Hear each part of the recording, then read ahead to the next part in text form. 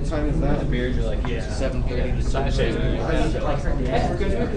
Her dad has like one of those beards that like grows. All right. So let's go ahead and get started. This is our last lecture. Okay, so don't come back on Thursday. Well, unless you're ready for the final exam.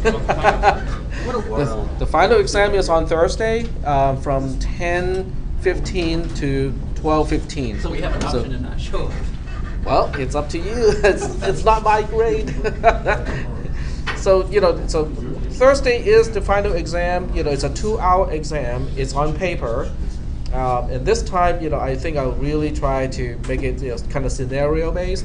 So I'll give you, like the complete state of one line before, and then give you the pseudocode, and then you just have to complete the next few lines. I'll indicate that when you can stop. So it's not like a complete trace of one single algorithm. That means there'll be more questions. Hmm? That means there'll be more. That means there will be more questions, but each question will take less time to complete. Because you're not finishing an entire trace, and it also makes it possible so that if you make one mistake, it doesn't affect all the other questions, because each question takes less time to finish, and then there'll be more questions. All right. Let's go ahead and talk about the homework assignment first. Because as I said, this is really a homework to help you prepare for your exam. Okay, it has integrated a lot of stuff that we have learned in this class already. So let's go over this one first, and then we'll go back and look at other things that you guys want to go over. So I'm saving into today's folder. And then The algorithm was basically like simple recursion, right? To print out the numbers right. of the tree. Yeah, the algorithm itself is recursion. And the funny thing is I'm using the same algorithm in my cisp300 class, and that's why you guys got the wrong assignment, because I looked up, and they're both, in both classes is topic 10. Topic 10 is about records and structures. So one is assembly language programming, which most of you have to take after cisp360. Some of you probably don't have to take it again, or see me again. So no food or drink in the class. Thank you. Unless it's just plain water. All right, so let's go ahead and get started with this particular example, and I want to make sure my recording is going. So right now it's recording, and so things should be okay. All right. So are there any particular difficulty with this program other than it's kind of lengthy? Okay. The retracing, because at one point you have to constantly allocate, deallocate. Yes. So that was kind of confusing for a bit. Okay. Because when you deallocate something, you can't take that invocation. I sent an email about this. The invocation that you're deallocating from, you don't print the value from, or you don't go to that value. You go to the previous value that you had. Okay. Well, as we go through the trace, we'll see, how it is done. It's really kind of tedious because with this one there are 10. I think there should be at least 10 invocations that you have to deal with, because each node represents one invocation, and then plus the last ones, those are the ones that are really tedious. So since I'm not using this for the time being, I'm gonna close it off and just kind of put it aside. This was for my previous class, where people make students make presentations in cisp 310. All right, so let's go ahead and start with this trace. Are there any questions in general about this one before I get started? Questions? Okay, so let's go ahead and get started. I have a limitation here about how small of a font I can use, so that's why it may look kind of confusing to you. So what I will do is I'm going to make even more windows. And this is one trick that I use, every time I get to this part of this class, I have to kind of get to this trick. And okay, I can't even get to the resize bar. Okay, fine, I'll do it this way. Not too much. There we go. All right, so now the last one is this guy.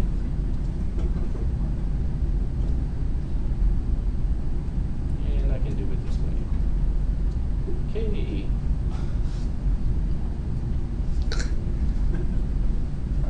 There we go. All right, so now we have the three panes basically. The left one is definitely just the pseudocode. The one on top, is the data structure itself, the array of nodes, and then the one at the bottom or the lower right-hand corner would be the actual trace. So that's the one that I'll be updating in this particular class. I wish there's a way to kind of minimize the space used up by the buttons. If I change the toolbar, I think it will change everything. Okay, that's better. Status bar. Okay, I don't even use the toolbars most of the time, so I think I can turn those off. Yep, even better. Ah. Looks like it only does it in the window that you're currently in. Yep, only affects that one. But that's still okay, that's still better. And I think I can do the same with this one, just turn off all the bars that I don't use.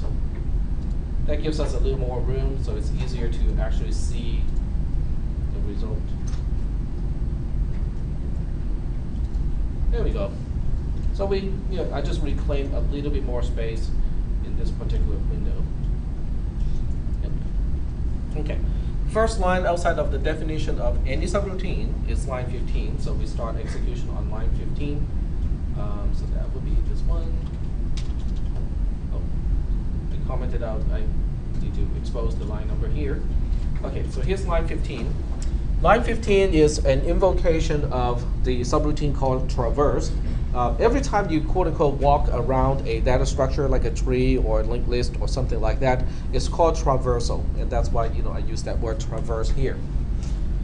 Line 15 is invoking a subroutine, so the first question we have to ask is it returning anything? Well, if you look through the entire traverse subroutine, there's no return statement. So in this case, a return line number is fine because we don't need to return a particular value. There's nothing else on line 15 to do. Okay. Now, what if you want to use return info? This is just for your information. You can use return info if you want to. It's just that the return info is just saying that we're going to post after this, when this subroutine is done. So it's really nothing more than what our usual return line number would indicate. But if you choose to use return info, I cannot mark you wrong because a return info is actually it contains more information than return line number. Return line number is really just a simplified version of return info. Okay, so that's just for discussion purposes. And then we have to set up the parameters. Well, fortunately, I'm passing the array B by reference. Okay, because if it is passed by reference, how many columns do you think parameter A will take up? Take up one single column. If it were passed by value, how many columns do you think it would take up? 15 columns in this case, because the original item has 15 columns. So in this case, I only need one column because it is passed by reference. In other words, parameter A is really just a reference to a whole bunch of columns. So now we just say A is also known as column C to column Q. Okay? Yep, go ahead. So I started off like that, but I didn't understand when it said the original invocation that A gets B. I don't know where that variable goes. Like Oh, B is a global variable. That's the precondition. Okay. Yep. All right. And then there's a second parameter called me. Me is basically saying, okay, which one of these nodes inside array B is the node that I'm handling with this particular invocation. Now, because this is called a tree, with a tree, you normally start with what we call the root of a tree, which means it is the origin of everything. Now, in this particular case, nothing is preventing me from passing, another index into, the subroutine, but that means you will only be processing a part of the tree and not the entire tree. But in order to print the entire tree, we have to start with the node known as 0, or the one that has index 0 in the array. All right. So after we set up all the parameters, we have to look into the subroutine to see whether we have any local variables. In this case, we do not have any local variables. So columns S, T, and U are the three that we need in order to set up the columns. And then once we set up the columns, we'll go into the subroutine starting on the first line of the subroutine, which is line 9. Line 9 is asking this question. Is me greater than or equal to 0? Yes, it is. So because we are using short-circuited evaluation, and that's why I have to evaluate me is greater than or equal to 0 first to make sure it is not false. Because if that is false already, I don't even bother to perform the second comparison because of short-circuited evaluation. In the final exam, you have to make sure that you observe the convention of short-circuited evaluation. Yep. So I'm looking at what I did later on. I put like both the me is less than or equal to 0 and the whatever the next me is less or greater than or equal to 0 and me is less than bar a bar. But I put false at the end. Is that fine still? I didn't put it at the me is less than or equal to 0 part. Oh, when it becomes false? Yeah. For this homework assignment, I think So for the it'll be test. okay because I did not make it explicit that you have to observe. So I did it on the convention. first one, but I think since it just autofilled at the end, I just let it autofill and erase the false image. Autofill. So Yep, I understand. Okay, so the second part of the comparison is me is less than bar A bar. Now, bar A bar means bar B bar because A refers to B. And even though it has 15 columns, it really only has 5 elements because each element takes up 3 columns. But nonetheless, me is 0 at this point. 0 is less than or equal to 5 is true. Just less than, not less than or equal to. Yep, go ahead. Just real quick, so it's got 5 elements and each element has 5. The term is member? What are Each the- element or, I'm has sorry, 3 members. members. Yep. Okay. So when you look at well, now that we have more space, we can actually make it a little bit bigger. There you go. In fact, this one, I can just grow it to this point because I just give the column R. That's okay. I feel that way too. All right. So in this case, we have B is an array, but the array only has 5 elements. So when you look at bracket 0, it takes up column C to column E and so on. Within one single element, it has 3 members. It has member V, member L, and member R. So those are called different members of the same object or same record, basically. All right, good question. So this is a good combination of all the concepts that we have talked about in this class. It's just that they're kind of integrated and mixed up, in order to make the program do something useful. All right, there we go. Oh, we have to indicate that this is true at this point. When it is true, then we also have to do something else. We have to go to the then portion of this particular conditional statement. Yep, go ahead. It's contagious. It's called a mirror neuron. So you don't have to declare that the items that are inside of the array are already a record prior to the array actually being used. For instance, it doesn't say anything about the array being an array of records in until you pass it by reference to A. That is correct. Global variables are not declared, not in pseudocode, not in here. But you don't have to say that everything that's inside of array B is a record before you get to the subroutine? No, because B is initialized before the entire program executes. It's a part of the precondition. Okay. Yep. So it's okay to do it when you pass it by reference, but you have to do it when you pass it by reference. On the code. Right. You have to double check to make sure that the array, each element of the array does match the type of the parameter itself. Okay. That's a good point. All right, so this is line 9. Line 9 gives us a result of true, so we have to move on to line 10. Line 10 says it's a recursion. We have to invoke traverse again. We are passing A by itself. We're passing the reference along, and then the only part that is different is I'm using A bracket me dot L to specify me for the next invocation. So that really is the part that makes this new invocation different. And to explain that, we have to track it down. So on line 10, I'm going to copy and paste most of this stuff here. We have to set up 3 additional columns, just like before. And let's go ahead and do it like this. Me is 0, okay? So what we're dealing with here is A bracket 0.L. A bracket 0.L is B bracket 0.L because A is a reference to B. B bracket 0 is columns C, D, and E. But of these 3 columns, we only need to access member L, which has a value of 1. So that's why in the new invocation, me becomes 1, and return info or return line number, either one works in this case, is going to be line 11, which is the line that is logically following the line that is containing the invocation. Are there any questions at this point? I think with most subroutine invocation, going forward is actually easier. It's backing up, that is a little bit more complicated and or confusing. All right. Do you guys have any questions back there? Okay. All right. So after line 10, we are invoking, so we have to go back onto line 9 again. But this time when we get back onto line 9, me is 1. So we have to evaluate the condition again. Me is 1, 1 is greater than or equal to 0 is true. We have to evaluate the second one. Me is 1, bar A bar is 5, 1 is less than 5 is also true. So true and true is true. And then we get to line 10 again. And it's really about the same thing. We have to copy and paste. This time we can even copy and paste the return info.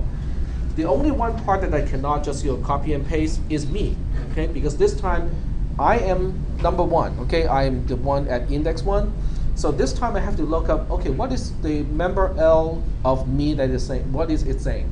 In this case, member L of bracket 1 has a value of -1. So when we set up the new columns, me is now -1. Does everybody understand why column AA has a value of -1? Okay. Now this, I cannot stop the recursion at this point. I have to get into the subroutine and then let the subroutine decide, oh, I got nothing to do, and then it will just return immediately. Okay, but at this point I have to actually go through the invocation. The invocation means I have to go to line 9. When you get to line 9, the first thing it does is to do a comparison. It will compare me to 0. So in this case, me is greater than or equal to 0 is false already. And I'll just use this convention in this class because it is a short-circuited evaluation. So that's why you don't bother to evaluate the right-hand side of the conjunction because it is not needed. Okay. This part is very important when you program in C, C++, and any programming language that supports short-circuited evaluation, because that's exactly what it will do. It won't even try to evaluate the right-hand side. Now, because it is false, because the condition of line 9 is false, it does not go into it does not get into the conditional statement. Instead, it will skip all the way to line 14. In other words, this particular invocation of traverse doesn't do anything. Okay. And at line 14, it has got 2 things to do. It looks up the return info. It tells us that we have to continue execution on line 11. And then we have no use of these 3 columns anymore, and they are now deallocated. And then we can now continue execution on line 11. Are there any questions about this particular step? Yep. Not the step, but I think your columns are shifted over 1. Yeah, I am. Oh, okay. I just making sure. We can shift everything back just by reading. Oh, no, that's fine. I'm not worried about it. I was just looking at mine. I It's thought I okay. missed it. It doesn't change the references. It's really Okay. just, yeah, that's fine. That's why I like using a spreadsheet. I know the name. All right, so now we're back to line 11, but we also have to remember that columns X, Y, and Z, those are gone at this point. So we are now back to columns V, W, and X as we continue U, V, and W as we continue execution on line 11. Line 11 is over here. So it's a print statement. We'll just go ahead and print A bracket me dot V. But I cannot just say, print A bracket me dot V. I actually have to figure out what value it is going to print. Me is column W. Remember, column Z is now gone, so me is actually column W. Column W has a value of 1. So we are really talking about A bracket 1 dot V, or the value of A bracket 1. A is B because A is a reference to B. So when you look up, B bracket 1 dot V has a value of 2. Okay, so this is what is going to print first, is it will first print 2, and then we'll move on to line 12. Line 12 is another invocation of traverse, and this time we are going to reallocate columns X, Y, and Z for the new invocation. So for the most part, you can just copy and paste. The only part that you have to modify is me. Because this time on line 12 of the pseudocode, I am using a bracket me.r to specify the new parameter me. Me is 1 at this point. Yep, go ahead. You also need to change the return info line. Oh, the return info is changed as well because it's the end. It's a different line. Thank you. But we'll address the me first, and then we'll go back and change the line number. So me at this point is a bracket 1 dot r, which is b bracket 1 dot r, and you can see it has a value of 2, so it becomes 2. And then return info in this case is line 14, because line 13 it does not execute. It actually contains no statement that we can execute. So in terms of the next statement, the next logical step that we can perform is actually line 14. All right? Once we set up all 3 columns, we continue execution in the subroutine. And once again, we start with line 9. Line 9 is going to perform the comparison just like usual. Me this time is 2. 2 is greater than 0 is true. Let's check the right-hand side. 2 is less than 5 is true as well. So the entire conjunction is true. Then we move on to line 10. Line 10 is going to do a recursion. So we have to move the columns a little bit over and then copy and paste this portion and then change only one of the cells. When you do this particular homework assignment on a computer with a wider screen, it really helps because you can actually visualize it as you allocate and deallocate the columns. I can't do it here because otherwise no one can see what is happening on the screen. Okay, so what should I pass as this new me in column AC? Because I just copied and pasted this one from an earlier invocation. Me at this point is 2. So we are talking about a bracket 2 dot L. A refers to B, so effectively we are actually just talking about B bracket 2 dot L. B bracket 2 is up here, and the dot L member has a value of 4. So we are talking about 4 in this case. And once we set up all the columns, we continue execution on the first line of the subroutine, which is line 9. Me is greater than or equal to 0 is true because 4 is greater than or equal to 0. And then 4 is less than 5 is true as well. So the entire conjunction is once again true. Then we move on to line 10 again. When we move on to line 10, we have to shift the columns over a little bit so that we can allocate another 3 columns. And I think those are the last 3 columns that I will ever have to allocate. All right, so we have to modify this 4. Because me, at this point, this is my current context. I'm setting up the new context. A bracket 4 is the same as B bracket 4. And the dot L, or the L member, has a value of -1. That's why this one is going to be a -1. Are there any questions at this point? No questions? Okay. Once we set up all the columns, we continue execution in the subroutine, starting from the beginning. So we start with line 9. Me this time is -1. -1 is greater than or equal to 0 is false. So we can now go back right away. Well, we skip around the entire conditional statement onto line 14. Line 14 does 2 things. One is to look up the return info. It tells us we have to continue execution on line 11. And then the second thing it does is to deallocate the columns that were and it deallocates the 3 columns that we allocated earlier for the invocation. So strike these out, and then we now continue execution on line 11, but this time the context is now AA, AB, and AC again. Any questions about this step? The rest of the trace is really kind of like this, just allocating and deallocating. On line 11, we are printing a bracket me.v. Me at this point is 4. So a bracket 4 is the same as b bracket 4, and we are printing the v member, which has a value of 3. So that's why we are printing just the integer 3. And then we move on to the line after line 11, which is line 12. Line 12 is recursion into traverse again. So we set up the same columns again, return info, A, and me. So we are basically reallocating the columns for this purpose. Return info, once again, is the line that is logically following line 12. In this case, it is line 14. A is basically the reference being passed along all by itself. And then me is A bracket 4 or B bracket 4, because we are just referring to B bracket 4 dot R, that is -1 as well. So you can see that it's just -1. And then we get into the subroutine. It really doesn't do anything, because on line 9, the condition of me is greater than or equal to 0 is false, which makes the entire condition false, the entire conjunction. And then we skip to line 14.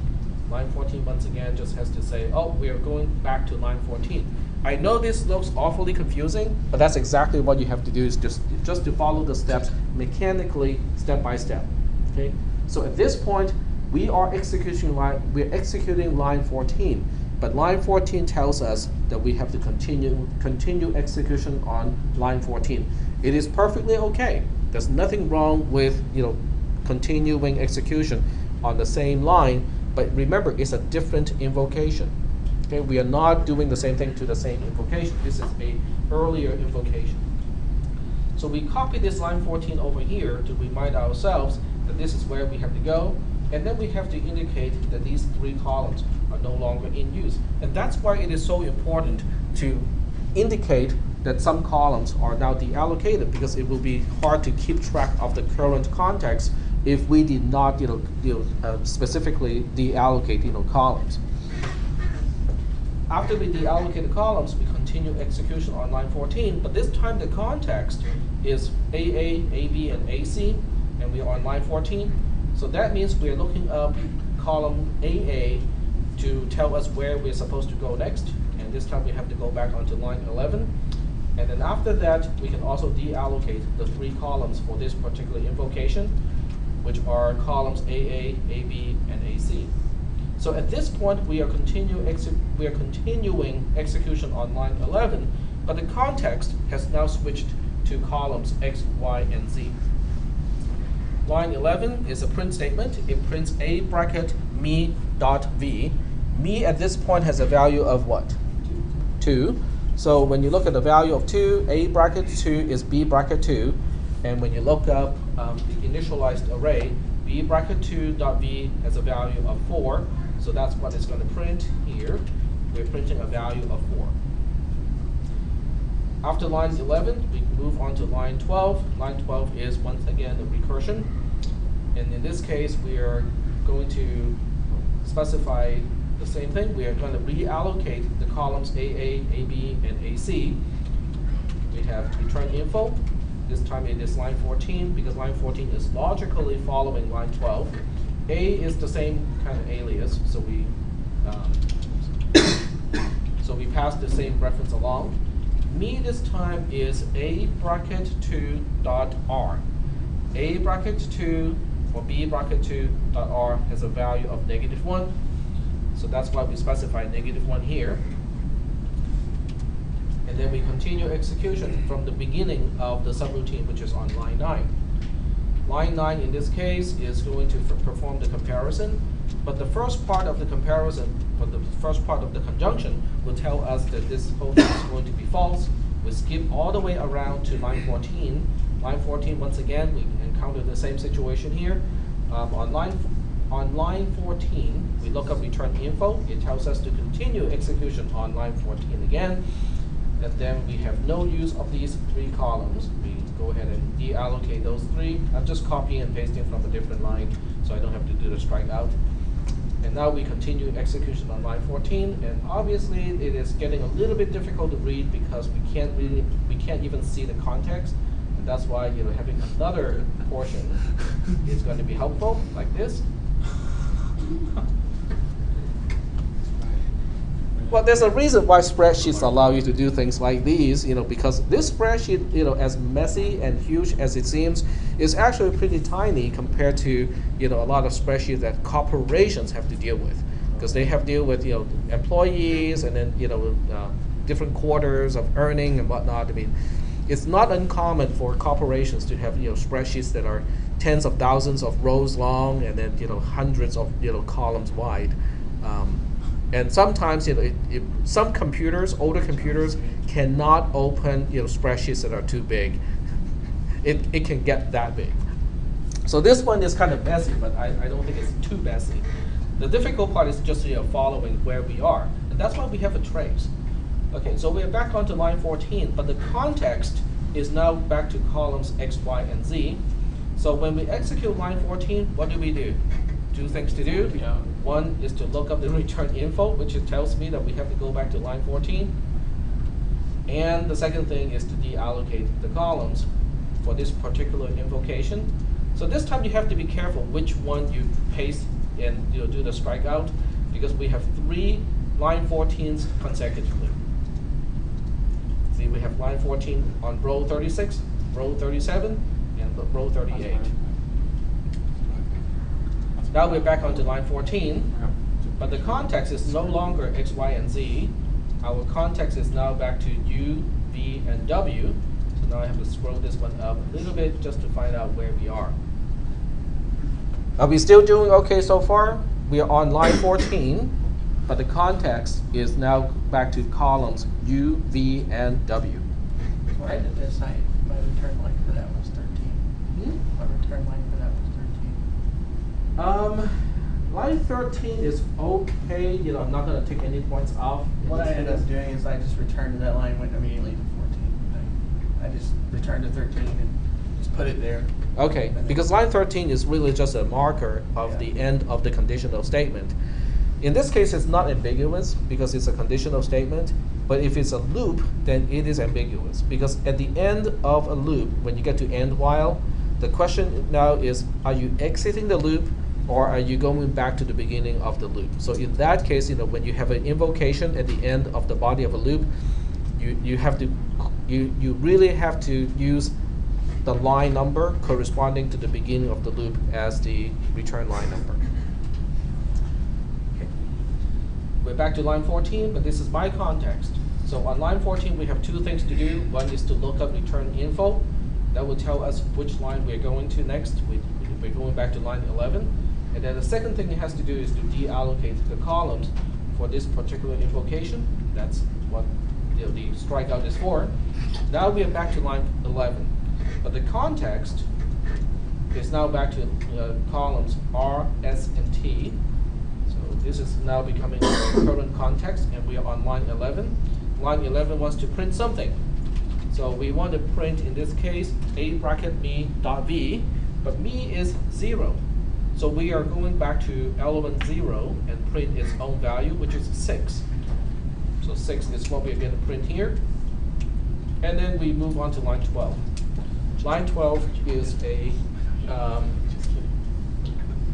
recursion into traverse again. And so we have to reallocate these 3 columns. We have return info, A, and me again. Return info is going to be line 14. A is the same reference, which is column C to column Q. Me this time is the R member of the first element in array B, and it has a value of 3, so that's why we are putting a 3 here. Are we still doing okay so far? Okay, so you can see that there's a lot of scrolling around. How many people did this without having to scroll because you got a pretty big screen? I think most people can do it without scrolling around too much. You can also change the zoom ratio down at the bottom. So if you have relatively good eyes and a high resolution monitor, you can probably manage without having to scroll at all. Maybe just vertically, but not horizontally. Right, so now we are going into a new invocation. This is not the last, okay? This is actually the, let's see, third one, okay? Third last invocation. Because once we get to element 3, we have 2 more invocations to hit the dead ends. Okay, so now we are starting from line 9 again, because every time you invoke a subroutine, you start from the beginning. Me is 3, 3 is greater than or equal to 0 is true. Me is 3, 3 is less than 5 is true as well, so the entire conjunction is true. Then we move on to line 11, sorry, line 10. And then we shift the columns a little bit so we can now start to reuse columns X, Y, and Z. Now the reusing of the columns is also very important, because that's exactly how memory is organized and utilized when you run a program in C, C++, and all popular programming languages. Okay? In this class, I never refer to it as quote unquote the stack or some other terms, but if you can retain this information until you get to cisp300, it will be very useful in that class, because in that class we take a look at the actual internal memory organization when you run a C or C++ program, and all of this stuff should come back to help you understand the material in that class. Okay. All right. So we are on line 10. So return info is going to say, when we are done with this invocation, we go back to line 11. A is the same reference. It is also known as column C to column Q. Me this time is -1, because the current me is actually 3. When you look up element 3, both of the L and the R members are -1. So me in the new context is -1. We continue execution on line 9. The comparison, or the left-hand side of the conjunction, will say it is false already. So now we skip all the way to line 14. Line 14 is going to look up the return info, and it tells us to continue execution on line 11. Then we have no use of these 3 columns anymore. I'm just copying and pasting with a already struck out version. And now we're back to line 11. Line 11 wants to print something. This time it wants to print b bracket 3, because b is actually 3 here. b bracket 3 dot b. So when you look it up here, it has a value of 10. So that's what we're going to print. It is just a value of 10. And then we continue execution on line 12 after that, reallocating columns X, Y, and Z. Okay, return info, A and B. The return info or return line number is line 14. A is also known as column C to column Q. B is -1, because the member R of element 3 in the array also has a value of -1. And then we continue execution at this point onto line 9. The condition will fail. The first condition will fail. And then we skip around the entire conditional statement. We get to line 14. Line 14 is going to retrieve this line 14 here, because that's the next line we will execute. And then we have no use of these 3 columns. And now we continue execution on line 14. We look up return info, which also tells us to go back to line 14. And then we have no use of these 3 columns. And then we scroll back to the previous context. And this time we are executing line 14. It tells us to go back to continue at post. And then we have no use of these 3 columns.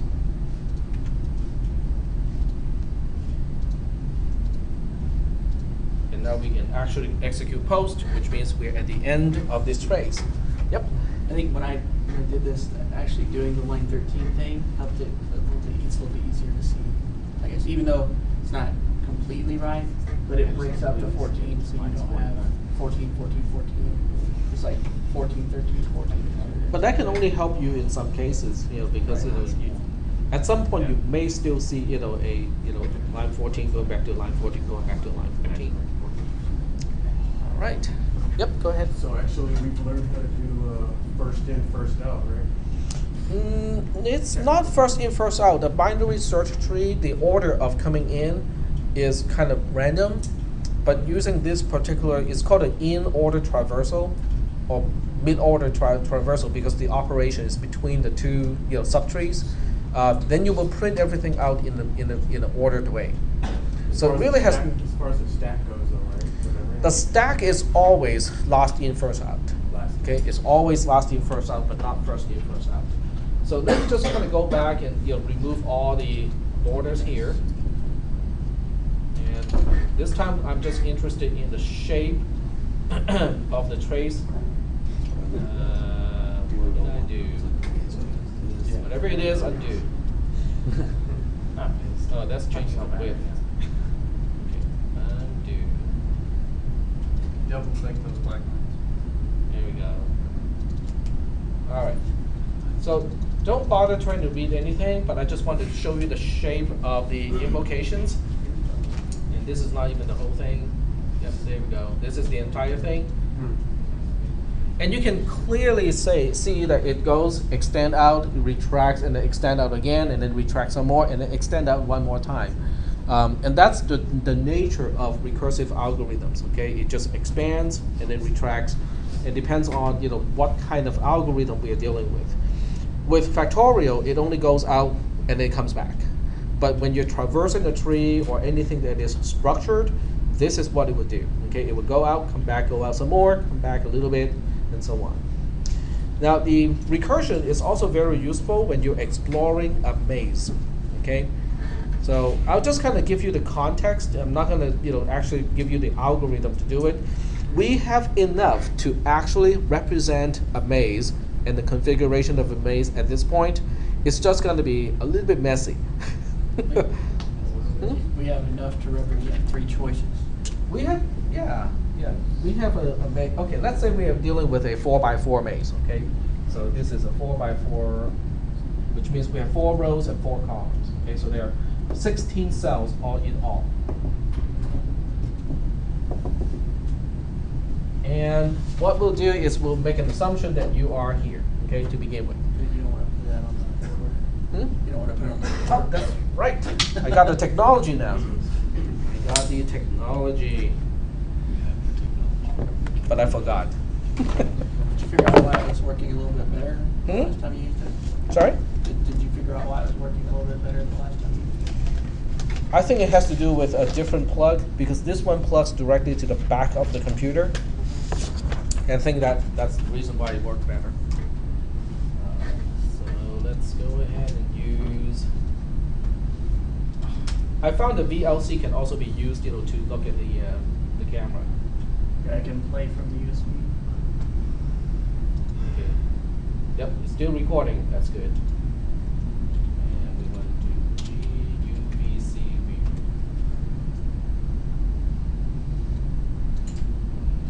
Change the resolution. I actually have a script to make it return to a particular resolution.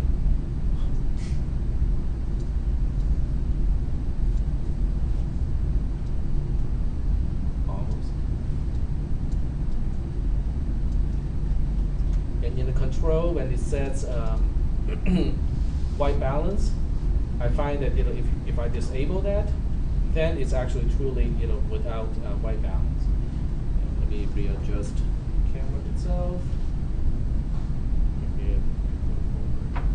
More lag.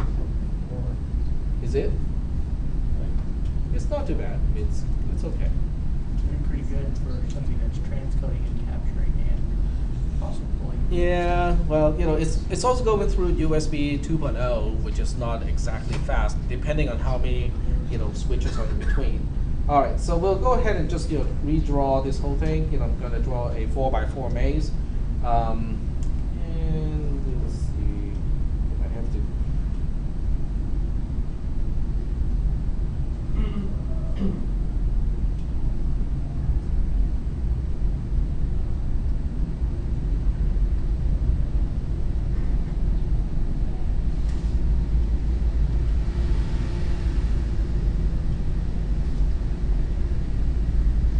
Okay, well, I'll just make this one. Let's make a few more dead ends. That makes it more fun. There we go. So we got a few dead ends here, and let's say you start off here. Okay, so this is the number in the circle. Represents the order of traversal. In other words, where do we go first, and then where do we go next? Okay, so the next cell is pretty obvious, right? You only got one choice. Because you cannot back out, and 3 of your directions are blocked already.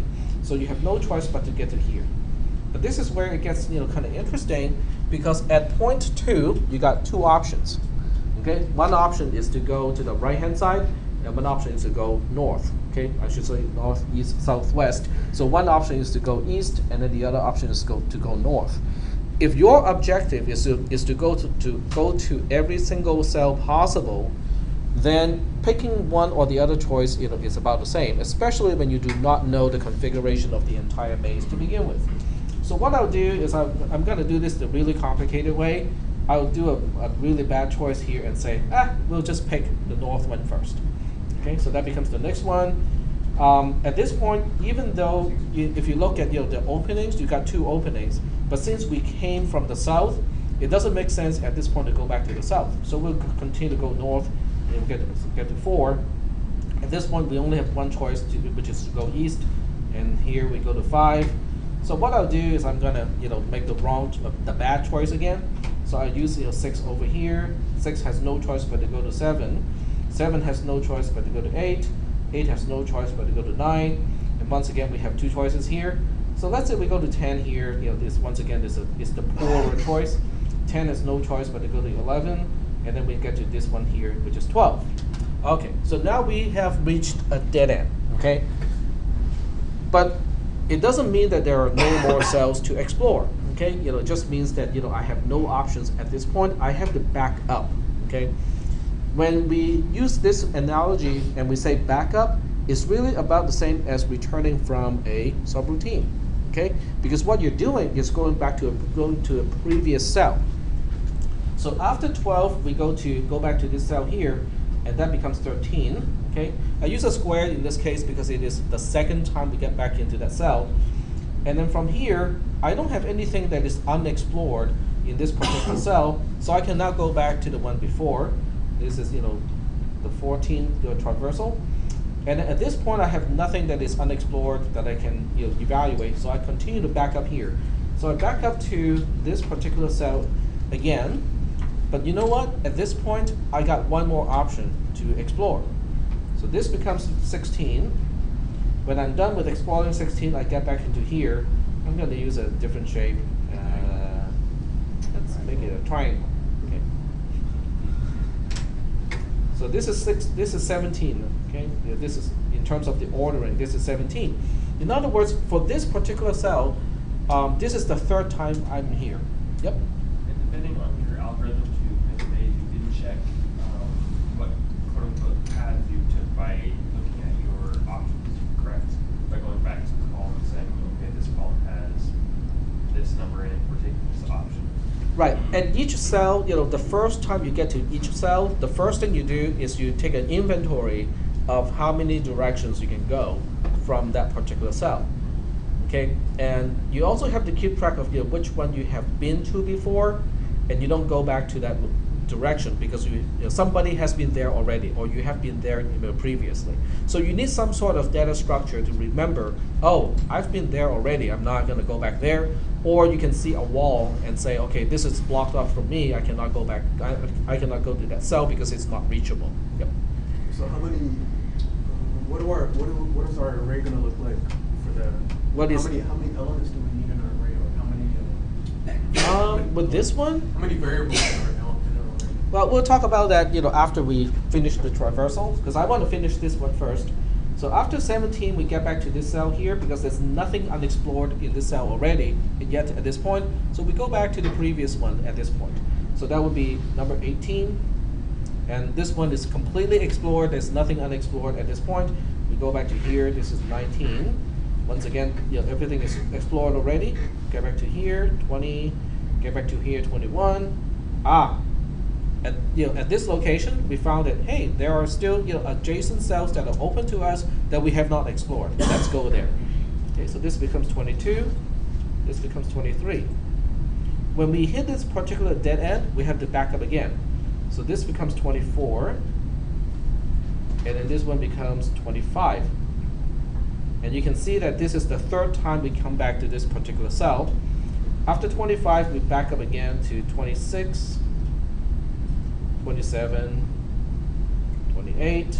Aha! We got one option that we have not explored yet, so let's go there. This is 29. After 29, we go back to this cell, so it becomes 30. And then eventually we get back to here, which is 31. That is the full traversal of this particular maze. Yep. When we were doing this, if given the number of spaces that we have, couldn't we end on step 29? Because we've already looked at every space that we. But you do not really know yet at that point, because remember, at each level of recursion or invocation of a subroutine, you can only see from that cell's own perspective.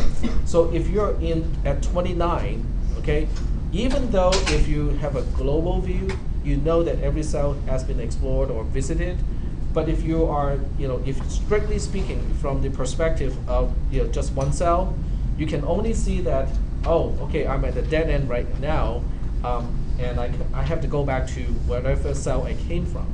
So that's why we go back to 30.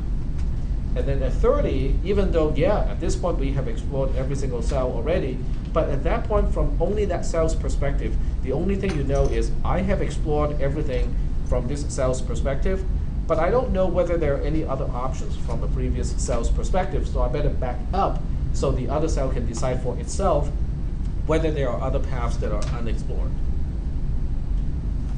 So yes, if at every cell you look at the entire map and you keep track of which cell you have visited or not, you can stop at 29.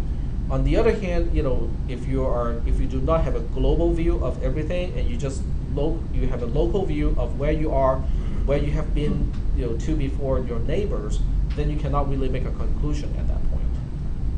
Yep. So you're saying choosing a direction and taking an inventory, those are two different iterations, right? In the same invocation, the first thing in the invocation, I can give you a very short and simplified version of this algorithm, but I'm not going to give you the entire algorithm. Or better yet, I can tell you where to find it. This is called depth first search.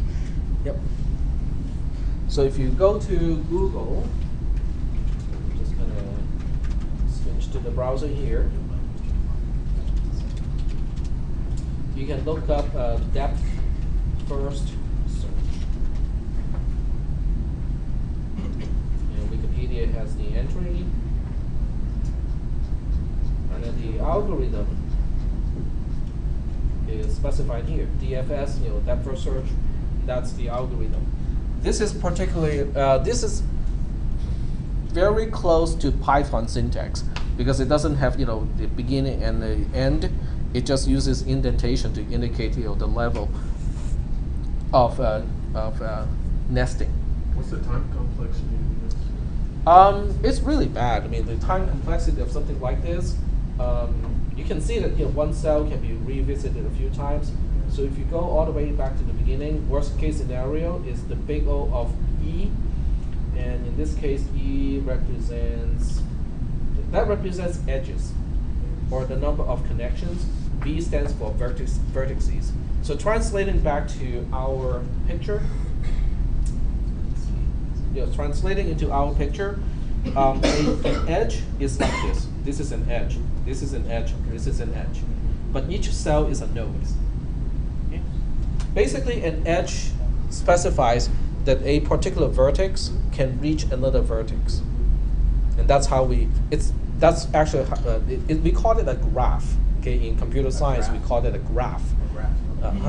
And in a graph, you have vertices, which are basically like nodes. We use circles to represent nodes.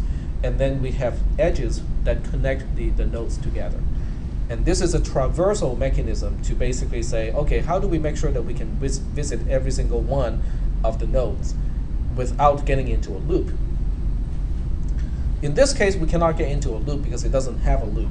But what if we don't have an edge here? What if there's no edge here? Then you can potentially get into a loop because you can just keep going around that portion again and again. And the depth first search algorithm prevents that. Okay. Any questions about this one? You can also see this is also a very good algorithm to compare the recursive version of the algorithm versus the non-recursive. So we have DFS, this one here is recursive. You can clearly see the recursion because we have calling DFS again from inside the subroutine. And then the other one is non-recursive. Look at how long it is. It's twice as long. And it has to do with the fact that now you have to keep track of a lot of information that recursion can track automatically. Because every time you do a recursion, every time you call a subroutine again, you are setting up new variables, really. Okay, all the parameters are using new columns or reusing columns that were deallocated before. If you do not use recursion, then you have to manually track all that stuff. You have to manually manage, the allocation and deallocation of columns, which is, more cumbersome. So this is a clear, this is a good example to illustrate that every recursive algorithm can be turned non-recursive, but at a price. Okay, the price is the program gets more complicated, and you as the programmer has to manually track more things than the recursive version. Okay, are there any questions at this point about recursion, recursive algorithms, passing parameters, and stuff like that? What are some situations where it would be better to use the non-recursive version of an algorithm? That's a very good question. The question is, when or what is the situation that makes the non-recursive algorithm that is more complex a more attractive alternative? That's a very good question. Yep, go ahead. Does that have to do with like the computer depending on what space you have to allocate for memory? Because a lot of memory can be used in a recursive program. That is correct. Okay, so he's absolutely right. A recursive algorithm takes more memory because the non-recursive version doesn't have to keep track of a return line number. So there are things that you have to allocate new columns for in a recursive algorithm that you do not have to account for when you're doing it non-recursively. So that's definitely one of the advantages of the non-recursive one. The other one has to do with, if you have a recursive algorithm, what if you run out of columns? Because remember, your columns are being allocated dynamically.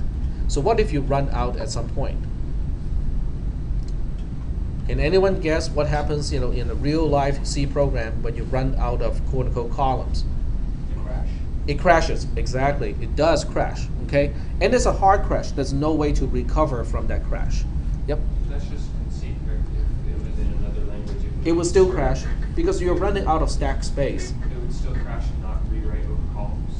It will still crash. It will still have a hard crash because there's no way to recover from the situation where you run out of stack space. Okay, it wouldn't go on and use other columns Nope. that it previously used. No, because every single process has a limitation of how much stack space you can use. So if you run out of that, the entire stack space allocated to a process or thread in this case, it will crash. I mean, that program will crash.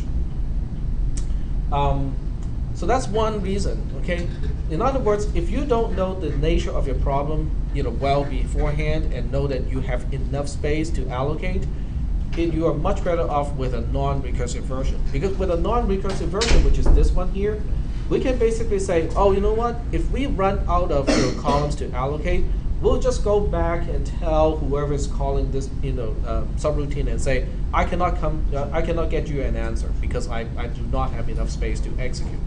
Okay, so whoever is calling this particular subroutine can then decide: is that a fatal thing? Do I have to abort the entire program, or is there anything else I can do? Can I do a guesstimate, of what to do next? Yep. Another reason why you want to use non-recursive is for tracing correct. Because if you use recursive, it's harder to track what you were saying before. You can't return an answer to this. For tracing purposes, it's about the same. I would say it's about the same. So I wouldn't use that as a differentiation. But the other reason is recursive algorithms are usually a lot slower because you are doing all this back and forth, allocating and deallocating, and that's using up additional cycles. Whereas a non-recursive version like this one, typically runs a lot faster. And I can definitely prove that part because in my dissertation, I implemented the algorithm first as a recursive algorithm because it was the easier one to implement, and it was kind of slow. One experiment takes like a few hours to run, and then I re-implemented it, as a complicated but non-recursive one, and that one ran a lot faster. So there's that effect too. If I were to write an algorithm that would run on a Mars rover, I would not use the recursive version. I want everything to be, completely pre-allocated, so I know it won't crash. I'm not going to run out of resources. Okay. Yeah, I think that's not the most stupid mistake. I think the other one was conversion of units. I think. Yeah. Was it the thruster, right? For the landing softly, I think it was the conversion between metrics unit versus SAU unit, and so that was bad. that was a big snafu. All right. So are there any questions? No. Okay.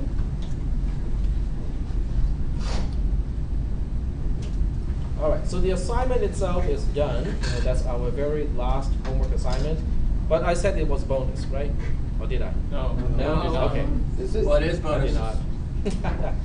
It was bonus with my other class. With 310, it was a bonus. So we should get homework bonus too. Seeing as how this is a prior class to 310. I call Mulligan bonus.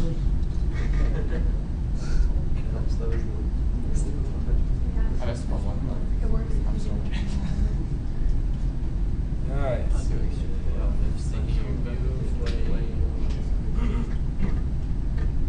Make it just look at the frame itself.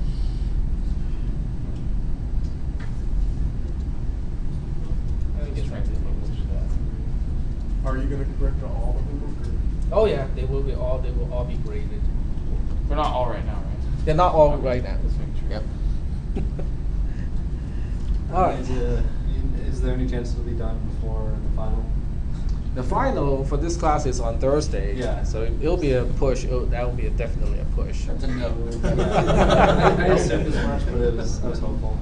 Yeah. Well, for the final exam, you still want to just kind of give it your best, and It's always nice to know where you stand. yes.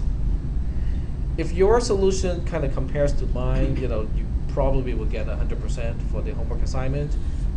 If not, it depends on how much it deviates. Okay, it depends on whether it's a concept issue or whether it's just, okay, I'm not using the same convention, it's just off a little bit. Yeah. So that gives you a general sense of, what kind of grade you might get for your homework assignment. But this one was bonus. This one? I can make this a bonus homework assignment. Yeah. That would be fine. Only 19 of us did it, so. Really? 19 of us did it. So. Of which, I don't know how many people would get, scores.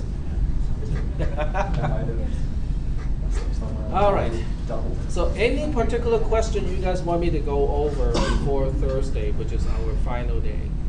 The nature of the questions will be changed a little bit. As I said, I'll give you, a part of a trace, and I'll give you the entire pseudocode, but only a part of the trace, and you just have to carry on for the next, few steps. Yep. Do we need to go backwards for pre-post? Yes, we're going to have to go back in terms of pre and post conditions. So let's go ahead and do one more exercise. Quick question. So will the final be more heavily concentrated on more recent material? Yes. Okay. Yeah, so subroutines, pre and not pre and post, but subroutines with parameters and local variables will definitely have a heavier focus, as well as returning values. Okay. Yeah, returning values is a big thing too. But the pre and post condition thing, I think gets more people because it's one of those things where you just have to kind of understand why we're doing it, and then knowing why is actually very important. Okay, go ahead. We were talking about this in the last class, but you can bring computers in, right? Like laptops. No, not for the final exam. Yeah, not for the final exam. So it's still going to be paper-based, just like the previous one. If you have material that you think might help with your exam, did you miss something? Oh, she's an interpreter from the previous class. So if you think that something might be useful, but it's on the computer, just go ahead and print it out and bring it in. The only reason why I'm not letting people bring their computer or tablets in is because I want everybody to use paper, because some people may not have access to a computer that they can bring in. Okay, so, yep, go ahead. I had a question. Everything that we've done in class, just random examples or whatnot, you'll be able to load those for us to study, or I don't know if I didn't say preloaded or anything. What do you mean by preloaded? Put them on Moodle, like anything that we've done in class, just random examples that you've covered or something. All those files that you said. All those files? Just from like last week, not all of them. I can upload everything. Let's see. If I'm not gonna do anything else today, that will create files that I have to upload. Let me do that. I will do one big huge upload and be done with it. I like that approach.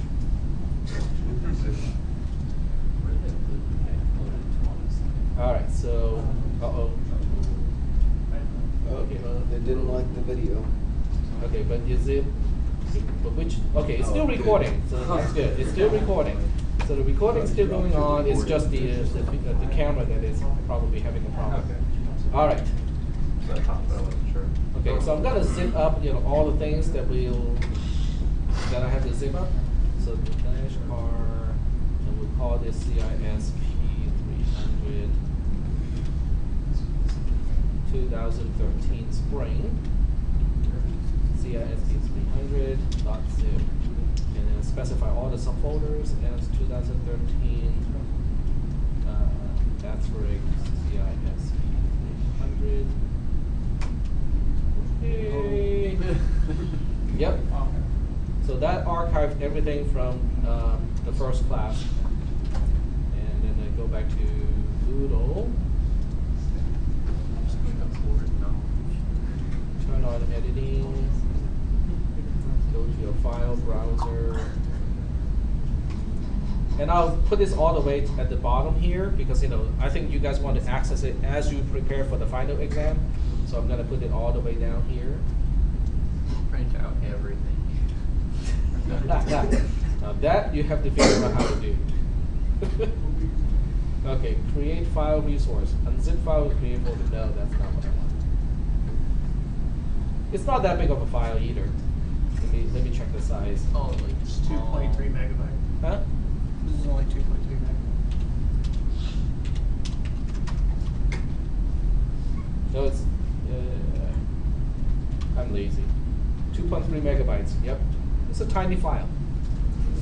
That contains a lot of even tinier, smaller files. Takes a lot of folders. Yep.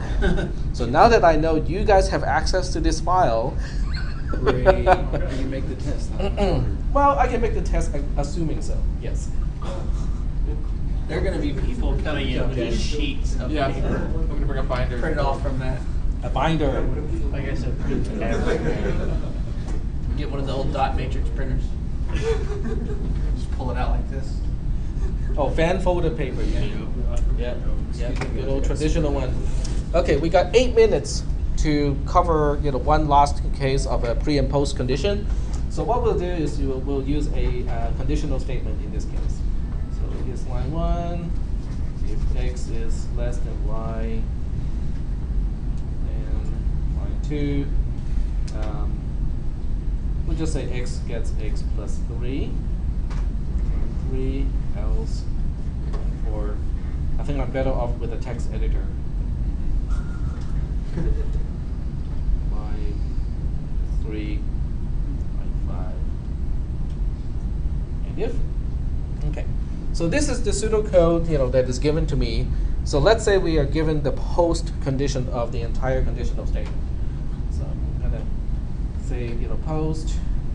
The post condition of line 5 is given like this. Okay, so let's say I ran this code multiple times and the same result comes up, and the end result is, let's say, x equals.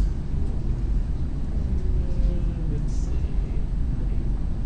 x equals 5 and y equals 4. Okay. So the question now is, what is pre-1? Okay, given this is the post condition, what is the precondition of line 1? Okay. Now, when you encounter problems like this, the first thing you want to do, if you're not 100% sure how to approach it, is to look at it from a graphical perspective. In other words, draw a picture of the conditional statement. Then you say, I'm standing here, this is what I know, but what can happen in order to get here? That's the question. Okay?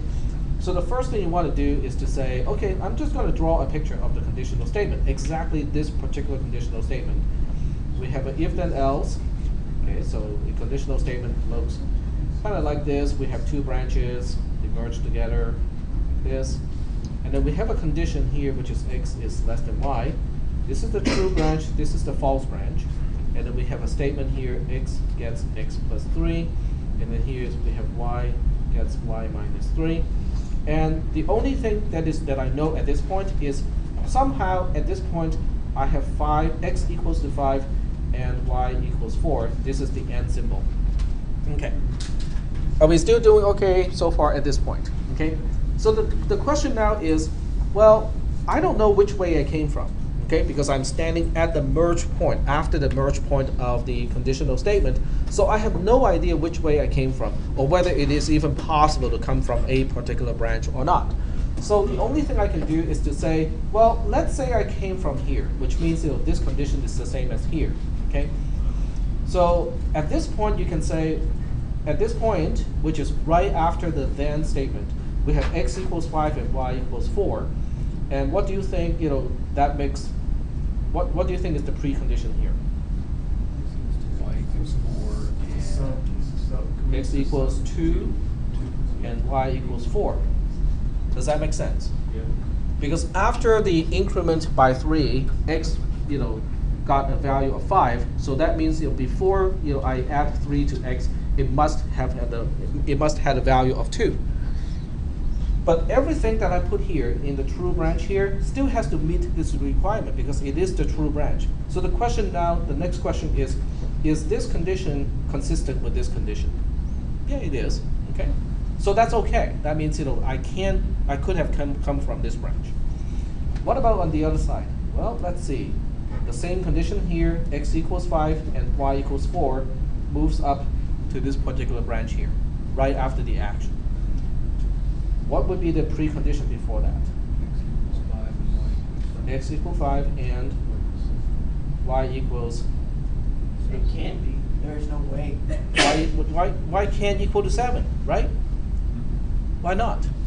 Because the operation subtracts 3 from y, and after the subtraction, y gets a value of 4. So that means before the subtraction, y could have a value of 7, right?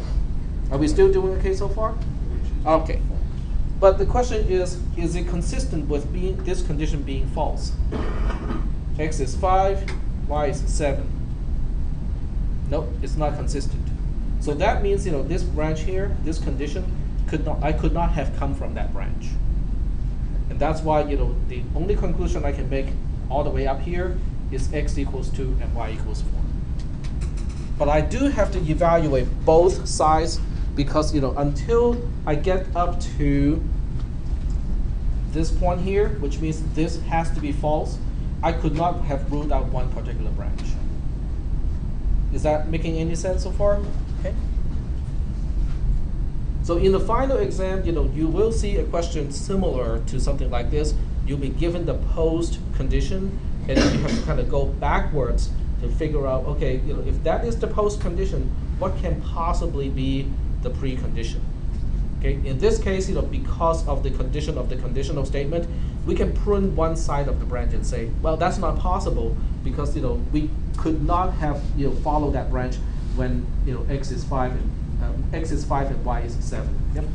Couldn't you just, before even tracing it back, it'd be impossible for x to be greater than y at post 5 if the original conditional statement was false? It'd be impossible. Because the original condition, if it's false, that means x is greater than y. If x is greater than y already. Yeah, but there's no telling what the statement, what the else statement could have done to y to make the condition true. I'm just saying, considering what's up there. Right, but you really have to do the analysis the same way in order to rule that out. Because the other statement, y gets y minus 3, I can just stick a single value into y, which means I could have come from that branch. Do you see what I mean? So is a general statement we're trying to come up with, right, for the whole. Yeah. Okay. As an exercise, we don't have enough time here. As an exercise, what I can do is, instead of this statement here, if I change this simply to y gets 4, what would be your conclusion?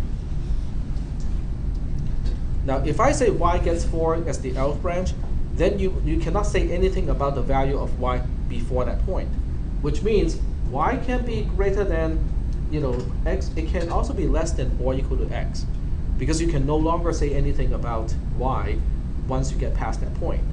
So your conclusion for this particular exercise would be different in that case. Am I? Yeah. Okay. There was a hand. No. Okay. We just. Yeah. This.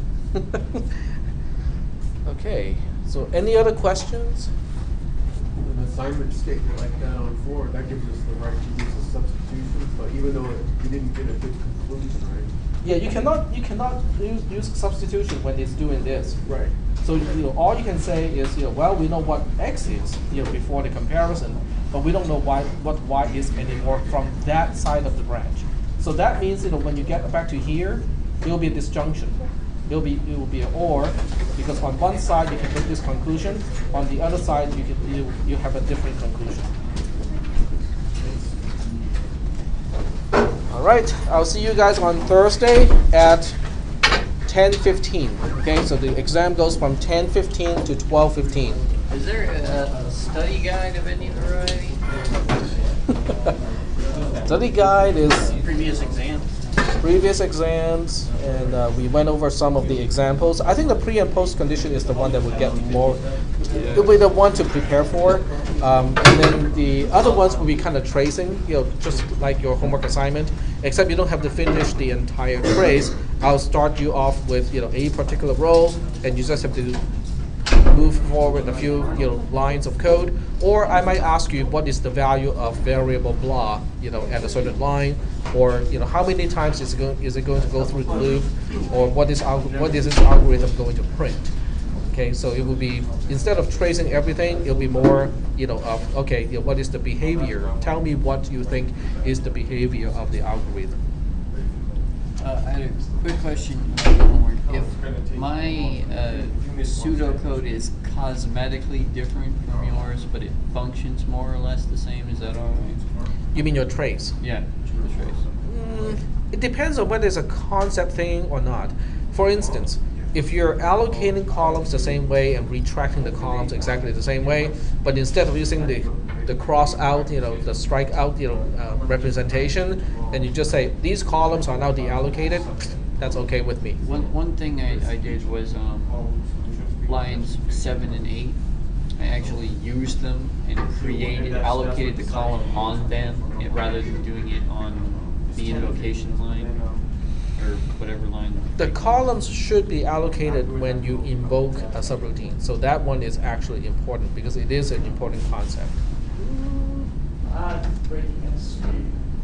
So I have to take a look at how different it is, okay? Because the invocation line is the one that should be doing the allocation, and then the end defined sub should be the line that is deallocating the columns. Yeah, that part is kind of important. Did you upload the solution to the homework assignment? Did you? Yeah, I that was the uploaded last- every single file that I captured in this class. Yep. That was one of the last files that was actually in the zip file. Oh yeah. I made sure I closed the application before I upload. In this particular pre and post condition, it is impossible for X to. It is impossible with that post condition file. Let me stop it the is screen impossible- saver first.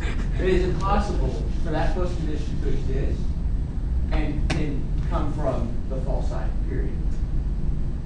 Without. No, with that particular post condition, where X ends up being greater than Y, that post condition can't exist. Given the operations that happen if you're true or false. Why would that? Okay, so in order for that to happen, okay, there'd have to be a value of X. X would have to be at least a lot more greater. Because you'd like say if you ended up with like X is 7 and Y is 6, okay, well then you'd end up with Y is 3, not. So x is greater than y, it has to go through line 4, right?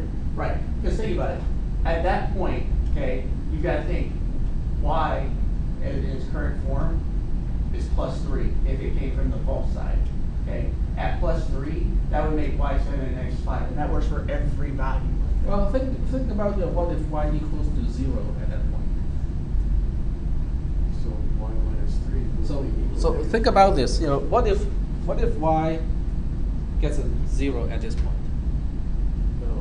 Well, so then it equals 3 going through line 4, right? And then x is greater than 5. It would work then, right? Because Yeah. y would have been 3, and it would have gone through line 4. Yeah, 5 is still greater than 3, Right. but the other branch would not be not possible. Okay, so you're Right. saying, you're admitting though that it wouldn't have worked? It would be It would only impossible be with one the or the current other. values. with Yeah, the it would have been current one or the values. other. Okay. Right, but I can't, massage the condition to make it possible to go from both ends, from both, conditions, and still come to this place. Oh, okay, so it will work for both conditions. So your only the only thing for you to do is to do the analysis to trace find it, out whether find it is it. possible or not. To prove it to ourselves. Right.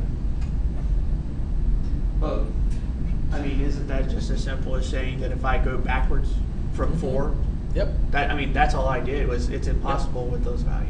Right. I just shorted, it was short. Short circuited the Yeah. yeah. Because there's no reason to go back and figure out if that's true. You just know that if 7 is greater than x, or if y is greater than x, Right. prior to that, then that doesn't satisfy a false condition. Because not x is less than y is x is greater than y. So Also, post 5 doesn't have to be necessarily true for every condition every possible trace that we put ourselves through, right? it would actually be different if you gave us no post values. 5 is already given to you as this, right? Right. So that means you start with that. You basically say that I know what post 5 is already. I'm just working my way back to figure out what can lead to this conclusion that post 5 is like that. So it's kind of like the same as a forward derivation, except you're just walking backwards.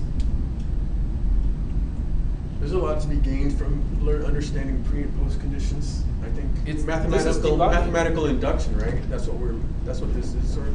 Deduction. Deduction. Deduction. Yep. Induction has a specific meaning to it. Okay, so let me turn off the recorder and we can ask the question. Somebody left their- the final exam is